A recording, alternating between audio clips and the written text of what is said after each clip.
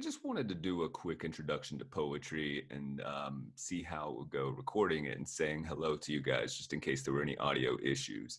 I got five things I want to say, and I'll make it quick. Number one is try not to approach this whole poetry unit that we're doing as a school assignment. And I know that's easier said than done because it is school, but we're doing some distance learning. Things are different, and this is a good time to actually get in touch with yourself, to think about what poetry can offer you. And if you can get beyond just seeing it as some school assignment, then you're on the right path toward enjoying yourself and seeing the real value instead of just some sort of external task. It's like something that speaks to you as a human.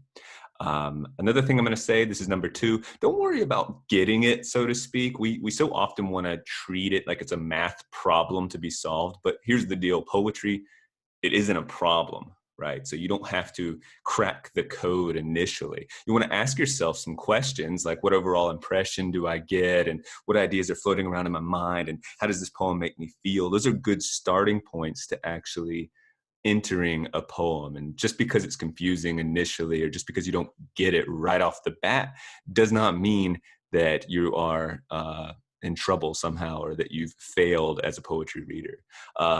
The third thing I'll say is poetry is meant to be read out loud.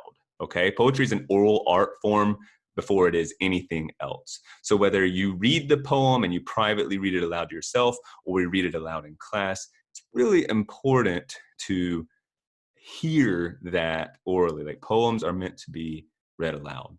Number four is let's visualize the poem. Like, that's going to help you navigate it, like in terms of what impressions you feel and what ideas are floating. You want to visualize just as you would while you're reading anything. And number five, read a lot of it.